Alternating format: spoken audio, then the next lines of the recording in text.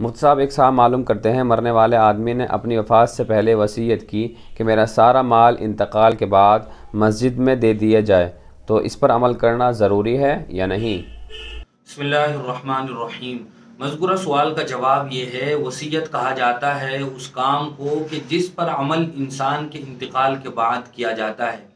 مثال کے طور پر کوئی آدمی اپنے انتقال سے پہلے یہ کہے کہ میرا فلاں مال یا فلاں گھر یا فلاں جائیداد یا مال میں سے اتنے روپے فلاں مسجد کو یا مدرسے کو، یتیم خانے کو، مسافر خانے کو یا فلاں رشتہ دار دوست کو دے دینا، اس کو وصیت کہا جاتا ہے۔ شریعت میں وصیت کے باقاعدہ مستقل احکام موجود ہیں، اور وصیت کا فائدہ یہ بھی ہوتا ہے تاکہ قانون وراثت کی روح سے جن عزیزوں کو یا جن رشتہ داروں کو میراث میں سے حصہ نہ مل رہا ہو، ان کو وصیت کر کے کسی نہ کسی طرح مدد پہنچائی جائے اور ان کا سہارا بنا جائے۔ مثال کے طور پر آدمی زندہ ہے اور اپنی زندگی میں آدمی کے لڑکے کا انتقال ہو گیا، اس کی یتیم اولاد موجود ہے، تو وراثت میں یتیم پوتوں کا، پوتیوں کا،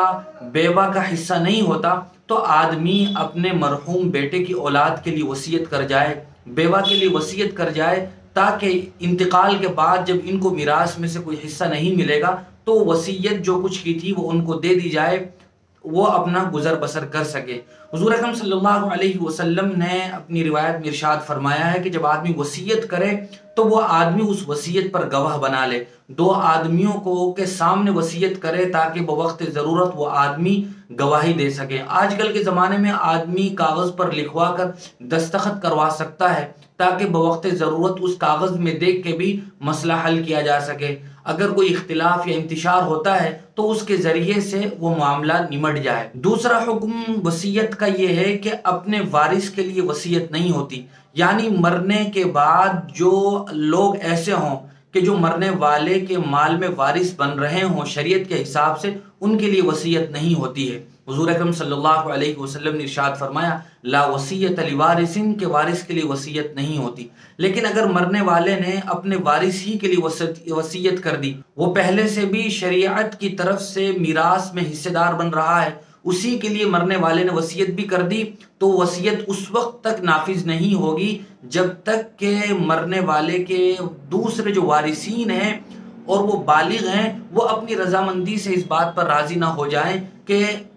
والد صاحب نے یا والدہ نے جو وصیت کی تھی اس وصیت کے مطابق اس کو دے دیا جائے۔ اگر وہ راضی نہیں ہوتے ہیں تو پھر وارث کو وہی حصہ ملے گا جو شریعت کی طرف سے میراث میں اس کا حصہ طے ہو رہا ہے، وصیت والا حصہ نہیں ملے گا۔ اسی طرح کسی آدمی نے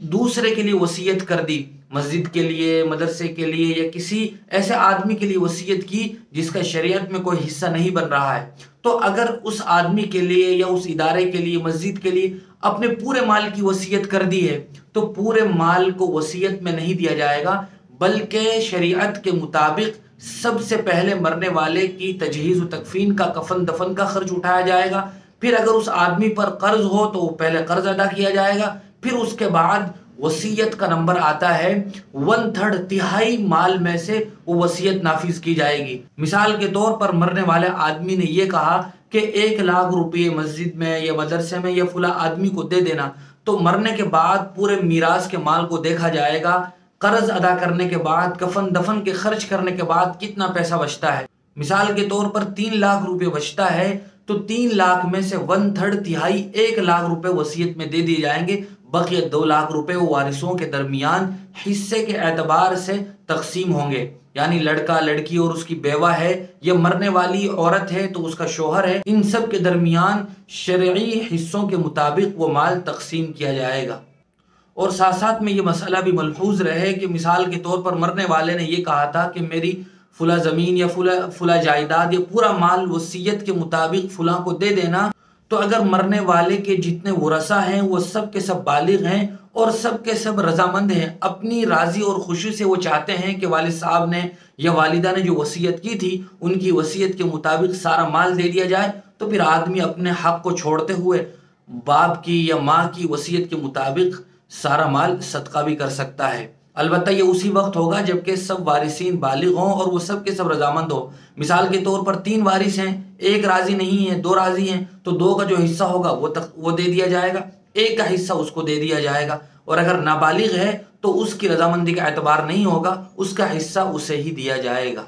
بہت بہت شکریہ مفتی صاحب آپ کا ان سوالوں کے جوابات کے لیے۔ محترم سامعین و ناظرین، اسی طرح کی شرعی مسائل کی جانکاری کے لیے آپ ہمارے دار ارقم یوٹیوب چینل کو سبسکرائب کریں، لائک کریں اور صدقہ جاریہ کی نیت سے اس کو شیئر بھی کریں۔ جزاک اللہ۔